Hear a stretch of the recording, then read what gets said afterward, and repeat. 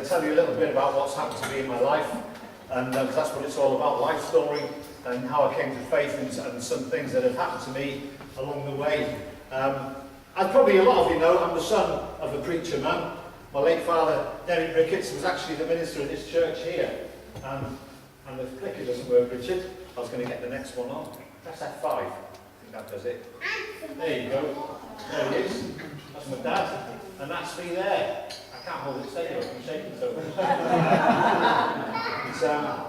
Yeah. That's this building here, if you look at it.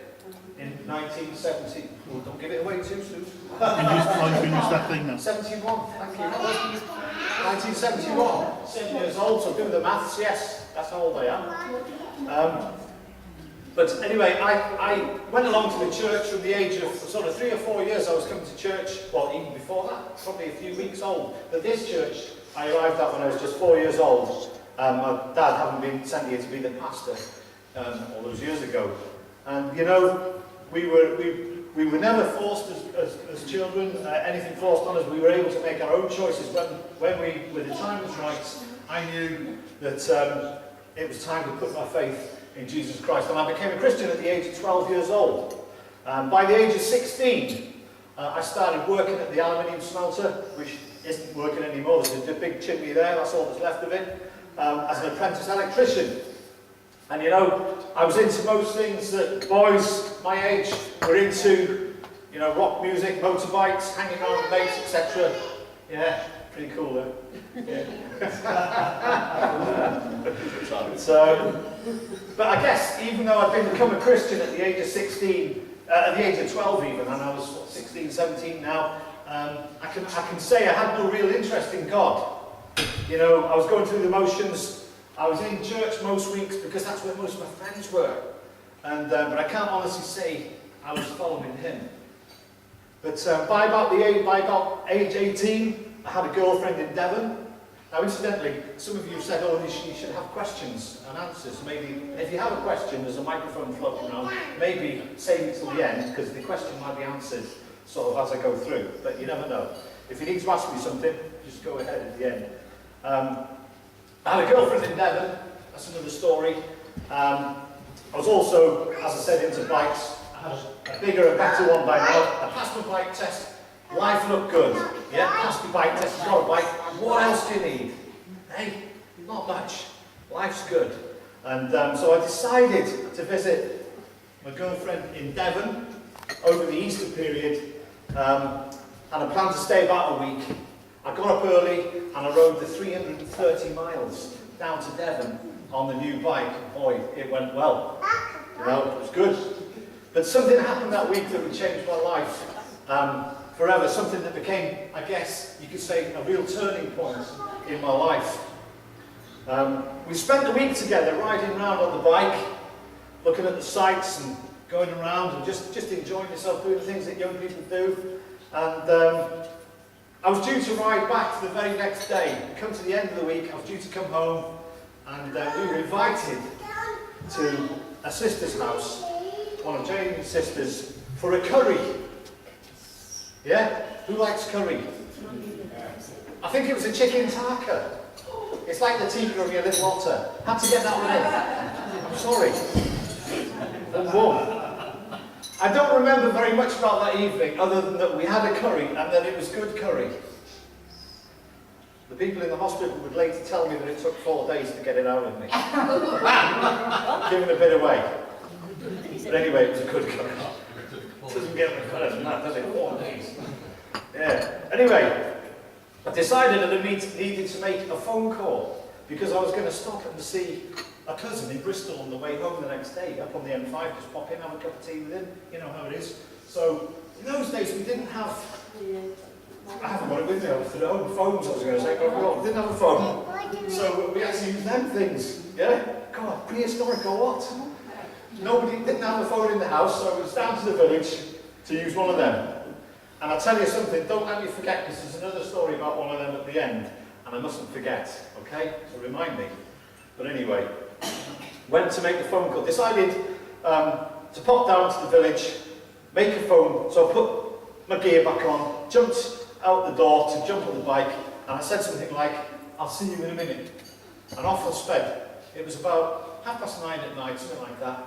Dark, April time of year. Went down to the village, and I made the phone call because my cousin remembers me phoning him and wonders whether it was the next day. But anyway, don't let me forget about the phone box. So some time had passed now in the evening. Picture the scene in the house, having eaten the last couple of poppadoms or whatever. And where's he got to? It's been a while.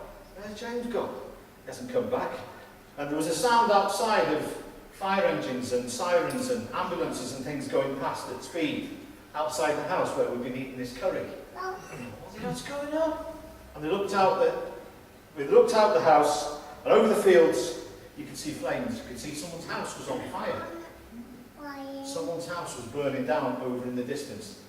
That's it. That's where they're going. They'll be going to the... And you know what? That's where James has gone. He's gone for a nosy to watch someone's house burning down. Because that's what it's like, isn't it? Yeah?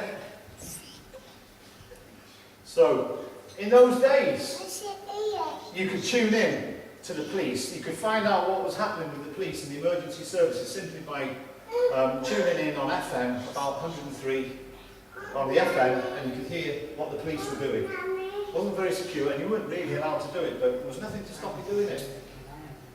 Can you imagine the shock of the people in the house where had just been enjoying a curry when they tuned in, and at the moment that they tuned in, a police officer was reading out my name and my address off my driving licence. What's happened? Well, I'll tell you, something bad had happened. There'd been some kind of crash. Obviously, there'd been some kind of crash. Something had happened, something serious. At this point, I was actually fighting for my life. Literally, close to death, fighting for my life. They went out from the house, and they flagged the car down, apparently. All I know from this story is what people have told me, because obviously I was unconscious for a while. I was out of things for a week or two. I found myself in hospital 2 weeks later. You know, very sore head, lots of bruises, lots of pipes and things in me, and a lot of questions. But I'll come to that. They went out of the house and they flagged the car down in the road and asked them to take them, you know, about a mile down the road where this accident had happened. And this is what had happened that night. Coming back to the village, there's a long straight section, as I say, about a mile before the house where we'd enjoyed the curry. It was a country road in the middle of nowhere without any street lights. And at the end of the straight road, there was a bend in the road. And there was a steep grass verge at the side of the road, probably about 12 feet high, with trees and bushes on it, and a field in behind. As I say, all I know is what's been told me. Most motorcyclists, when you're presented with a nice long straight bit of road like that, what do you do? Open it up. Drop it down a couple of cogs. Open it up. Let's get some wind blowing through your hair or whatever. Yeah? So I was no different. Unfortunately though, in my case, I didn't go round the bend that was at the end of the straight. I carried on going in a straight line. And I don't know why that was. And I don't remember to this day what happened. But I carried on going straight, which meant that the grass verge at the side of the road acted like some kind of take-off ramp. And the police would later come and take measurements of the marks on the road and the hedgerows, and they would find that I had flown 115 feet from the point of leaving the road to where I landed. They calculated that I was doing in excess of 80 miles an hour. You know, they tried to do me for that, but they let me off in the end. But the trouble was, I didn't land very well. Didn't land very well at all. I landed on that. And the worst possible place is what I landed on. I was kind of impaled on this dead tree. And this was in the field, in behind all the hedges and things. And it entered into my side, smashing ribs. I'm sorry if it's a bit graphic. Somebody used to be eating cake. I'm sorry about that. But it entered my side, smashing ribs, ripping up arteries, rupturing my intestines, my colon, damaged a kidney, broke a collarbone, broke lots of ribs. and dislocated a shoulder. Also had a severe blow to the head, and I was losing an awful lot of blood. Time now was vital. The surgeon who did the repairs, makes it sound like a smashed up car, doesn't it? But the surgeon who did the repairs, I'll call it repairs, because that's what he did. He put me back together. He said I would have certainly been dead if I'd been found 15 minutes later. That's how close it was. The bike itself smashed through a gate and wrapped itself round the gate post on the left. It destroyed the gate, and the bike was wrapped around that gate post there with the headlight pointing out into the road, so I'm told. And bear in mind it's 9:45 at night now, it's dark. If the bike had landed in the middle of the field somewhere, nobody would have seen it. I'd have laid there. But there was 3 young people walking down the road, and they saw the bike, and they heard the funny noises in the field. Yeah? You probably made some funny noises if you stepped on a dead tree. And but anyway, they had a quick look, and then they ran back to a garage up the road and alerted the garage operator that there was an even. And instead of, if the garage operator had come down and had a look and then gone back and phoned, don't forget they did mobiles. Yeah? If he'd have done that, it would have probably been too late. But he phoned straight away, and then he came to help. Little things like that, they all make a difference. Back to the house that's on fire. There'd been an ambulance outside this fire. Outside this house burning down, there's an ambulance there. There's fire engines putting the fire out. There's an ambulance parked outside. And you know, thank God, nobody was hurt. Nobody was hurt in the fire. They all got out safely, but the ambulance was there just in case. So a quick message on the radio, and it was probably only a mile away, and it came straight over to come to my aid. And if it had to come from the town 12 miles away, I wouldn't be standing here today. There's not many people in this world that can say, you know what, I'm alive because someone's house burned down. But I can say that, because that's what happened. But the ambulance arrived, and I was rushed to the hospital. I was treated in the recovery area, and I was given blood. I had 11 pints of blood in total. Now, a human body has about 8, I think. Is that right? Yeah, something like that. So as they were putting it in, it was coming out. So 11 pints, and blood, that is, not beer. But, and they were trying to stabilise me. This time, I was semi-conscious, and according to those that were there watching, I was on one hand swearing and cursing and trying to fight off the people that were helping. I think it was when they were putting my shoulder back. I was fighting them off and swearing at them. Yeah? And then on the other hand, I was pathetically going, like, help me God, help me God. I was in and out of it. But anyway, it looked like the injuries were very serious and things looked pretty bleak. Now, another important factor here that I sometimes forget to tell people when I tell this story is that the operating theatre had just been cleared out, just been cleaned, everything was ready for the next day, the surgeon was just going to go home. You know, I gave him some overtime. You know, I might pay his golf membership for the next 12 months or something, I don't know. But I helped him out. So he was there, he was ready. He said, oh God, another job, I'll go home. Something good on the telly. And, but anyway, I was taken to the operating theatre and I spent most of the night there. My parents arrived in the early morning as I was coming out of the theatre. I was placed in the intensive care unit and I was put on a ventilator and other bits of equipment to keep me going because I couldn't breathe on my own. I'd lost several feet of my small intestine and some of my colon and some of my other bits and pieces. People explained to me what they were, but you know, there's some bits you need, some bits you can do without. And so some of my insides are missing, but I can't seem to miss them. They'd cut sections out and had to rejoin the ends, and they also had to repair all the holes and lacerations in the intestine from one end to the other. That's how bad it was. It was all lacerated and smashed up by the tree. Understandably, my mother went to see the surgeon and she wanted some answers. She wanted to know what's going on, you know. And the surgeon said that he didn't even know if he'd put all the bits back properly. They were just trying to keep me alive. That's what their priority was. So, you know, they didn't mess about, they just got in there and did what they could do, put it back together. But, you know, they said that, you know, we're going to have to go in there again. We're going to have to operate again. There's going to be complications. There's going to be this. There's going to be that. You know, there's definitely going to be more work needed. And at that point, they didn't know if I'd live or die, let alone live a normal life, whatever normal is. Odds of survival were low. All they could do now was wait. And what I needed was a miracle. But, you know, I was part of this church. And the people in this church started praying. And there's lots of other churches like this church in Britain and around the world.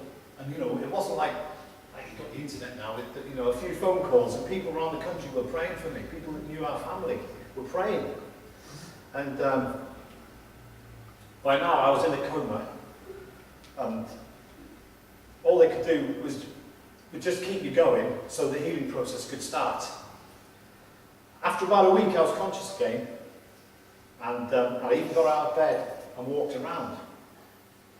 I was still very weak, but things were looking up. I was taken out of intensive care and put on a ward. I remember, you know, hospital food's a bit better now, isn't it? I had a little operation last year, nothing like that, just an eyeball. They fixed my eyeball, it wasn't working right. And they gave me some food after the operation, and it was actually quite nice. But it wasn't always like that. I can remember saying to them, when they started giving me food, it was a couple of weeks before I could eat anything, understandably. But I can remember them giving me this plate of food, and I took the lid off, and I said, "Can you put me back on the trips again, please?" But it's better now, even as Butty Quinette. Great. But as I was now on the mend, my parents, they drove back to Holyhead again, and you know, my dad was something of an eccentric, and he was a very practical man, and he knew how to sort the problem out. And one of the problems was, how are we going to get James's bike back to Holyhead? You know, it wasn't insured fully comp, it was only third-party firewood and theft, as we call it in those days. Right? What are we going to do with this wreckage of the bike to get it back? Well, I'll tell you what he did. He got it in the car. My mum had to sit in the back next to it, because the bike was occupying the whole one side. Don't ask me how he got it in there, but he did it. And I'll tell you something else. When I was obviously on the mend, but I said to my dad, "Tell me the worst. How bad is it?" And he said to me, "Well, they've had to take some of your intestines out, and they've done this." And I'm like, "No, not that. The bike." But at this point, the doctors were astounded. They were quite amazed, you know, that after 2 weeks, I had got out of bed and I was walking around and I appeared to be very, very much on the mend. And there was an Iranian, I think it was Iranian or Iraqi, or one of those nations, Middle Eastern anyway, and he said, in broken English, "All this time is extra. All this time is extra." What he meant was, we don't understand how you're still here. We don't understand why you're alive. You shouldn't be. My boss from the factory had phoned earlier that week to ask how I was and when would I be back at work. Isn't that typical? I'm having a nice rest, you know, enjoying some quality intravenous drips, and they want to know when I'm going to be back at work. You know, this was April. They said to him, "Don't expect him back this year. Don't expect him back this year." I was back by the end of June. I'll keep going. They expected me to be in hospital for several months and then transferred to Butty Quinette when I was well enough to be transported. However, after less than 3 weeks, I was well enough to be discharged. I was moaning at them every day, "When can I get out of here? When can I get out of here? I hate food, let me go home and get out." You know what I mean? So they thought, well, he's obviously well enough to go now if he's making remarks like that. I was taken home in the back of my dad's car, on the back seat. The exhaust was blowing, I remember that. It was I was in a lot of pain, headache, like anything, but I was alive. I was lying on the back seat, and my dad drove me back. But before that, I've gone ahead of myself slightly. On the way back from the hospital, a friend picked me up from the hospital and took me to the house where I'd been staying. This is before I was driven back to Holyhead now. And he stopped at the scene of the accident and showed me, "That's where you left the road. That's where you landed. And right there, right then, I knew I'd been on the edge of eternity. I'd been right on the edge, that way or that way, it could have gone. And I knew this was a very serious thing. And the question in my head, what would have happened if I died? Where would I have gone? What would have happened? You know, you have those kind of things, those kind of thoughts. You know, you put yourself in the position, my position that night. No chance to put your life right. No chance to apologise to anybody. No chance to put things right with God. No chance to do anything. 1 minute you're alive, enjoy the curry, next minute you're gone. You've got no chance to put things right. So you know what? Right there, right then, I knew I need to totally recommit my life to God. And that's what it is. Right there at the side of the road, I thought, wow, this is serious. God was in this. God was looking after me. It could be, you know. So I travelled back, as I say, on the back seat of the car, still in a lot of pain, still very weak, but alive. A massive headache that lasted several months. And memory loss. I lost my memory. It's quite funny, really, because, you know, I had to do an entire year of my college training because I couldn't remember any of the work. But I wish I'd had the foresight to kind of, you know, have a bit of fun with people about that. But one thing that, it seemed that I'd also forgotten something else that was quite important, you know, like you do. The night before the crash, apparently, is when I proposed to Jane. Yeah? And here I am, you know, in hospital, enjoying a nice intravenous drip, and that was another thing. They said nil by mouth on the bed, right? But when it's nil by mouth, you're starving, you're hungry, aren't you? And they have these trolleys, don't they, with all this nice stuff on. Yeah. And then by the time they got to me, I'd eaten a whole big bar of fruit and nut chocolate. Boy, it was that painful afterwards. But anyway, I came, you know, a couple of weeks later, and I found myself in the hospital. And I had all these questions, and you know, what on earth's going on? And then, but there's talk of an engagement, and talk of wedding bells, and all this stuff, and I'm like, what? When did that happen? You sure? I said that. Yeah, but anyway, one of the first cards that I got when I was in hospital was from a police officer, actually. Somebody from around here, you probably know him, Dylan Rees. He sent me a card, and it had Romans 8:28 in it. All things. Sorry, I've not been doing the clicker. That's what the petrol tank looked like. That was only 4, 5, 6 weeks old, that bike. Look at it. Third-party firewood and theft. I had to fix it myself. That's what it looked like when I kind of got it going, so it was rideable. And my mum says, "What are you doing?" So I'm going for a spin on my bike. I didn't think I'd want to ride it again. I did. But as I say, all things work together for good to those that love God and are called according to His purposes. You know what? I did a stupid thing. I made a mess of things. I rode the bike too fast. I didn't go around the corner. You know, I didn't obey the highway code. I did all the things wrong that you should do. And I messed up. I was reckless. But you know, God knew what was happening. God was there. And you know what? Like any father, God lets you make mistakes. You've got to learn. You've got to make your mistake, haven't you? You're doing it. You know, He can't stop you. Physically, not always. So you make your mistake, but He was there to pick up the pieces and to turn things around and let something good come out of that. You know, people say to me, "Oh, you know, you were just lucky." Well, all those coincidences, you know what I mean? The surgeon was ready to death. You know, the house was on fire. All those things, you add them all up. That's no coincidence. That's not luck. All things work together for good to those who love God. That's what was happening that night, I'll tell you. I never needed any further treatment. I say the last time I was in hospital was the other week, well, the other month, to have my eye done.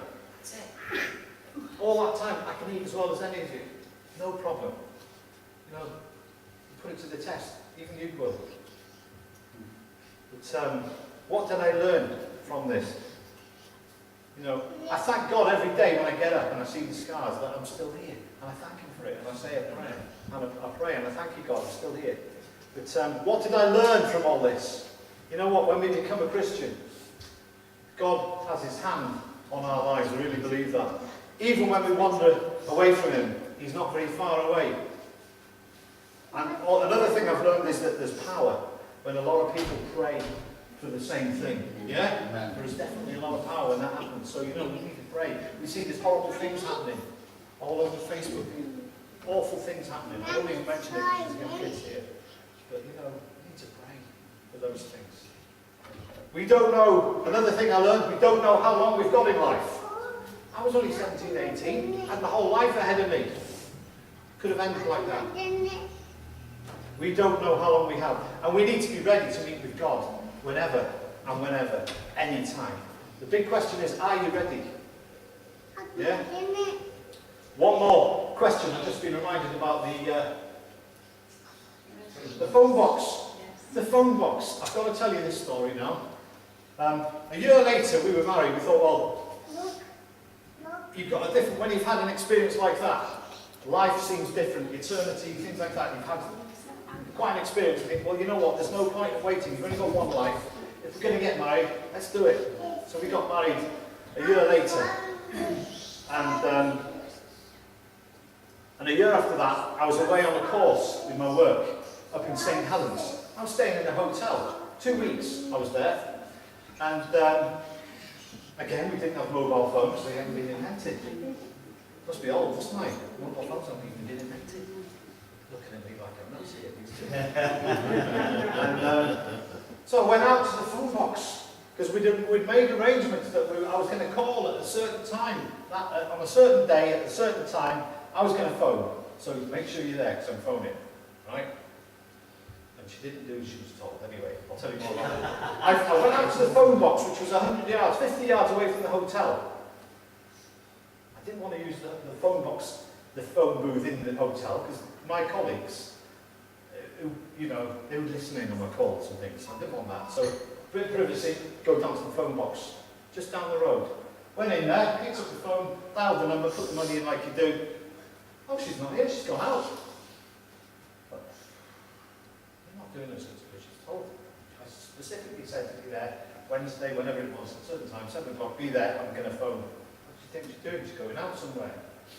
Anyway, I put the phone down. I walked back to the hotel, I ordered my food and I sat down, and I heard this most terrible screeching and crashing and skidding outside. And I walked back to the phone box and it was gone. And there was I can tell you the car, it was a silver Fiat X19 sports car. It was in the space where the phone box was. Wow. Jane had been in. Again, I wouldn't be here. So you know what? God was looking out for me, wasn't he? God was looking after me. All things work together for God. God looks after us. And God's taken us on exciting journeys. I joined the ministry, Healing Ministry. I was in there nearly 20 years altogether. Went to the Bible College, went to the other side of the world, New Zealand. And I think God called us back here. And it's been an exciting journey. So I hope that's been interesting. If you want to know anything at all, if anyone's got any questions, if I've missed anything out, a few bits and bobs. Ask Jamie, she knows what, she was there. Question? Before you left the hospital the first time, did you have x-rays and did they find you were healed inside? I had x-rays before it was done, I guess, but I've never seen them. But I don't know. You must have been healed. It's all, everything works. So. Didn't they say that you'd never read? Well, They told me you wouldn't be able to read normally. There you go. Never again. As I say, I'll enter a pie eating contest with any. Oh yeah. Well, maybe not because I'm on a diet now, but there you go. Back in the day. I think they said I wouldn't be able to eat properly. I'd probably lose weight drastically. In fact, I came out of hospital shorter than Jamie. Yeah, because I was kind of hunched over. And I've lost about 2 or 3 stone. That's what hospital food does for you. Yeah. Any other questions? Well, God bless you all and thanks for listening.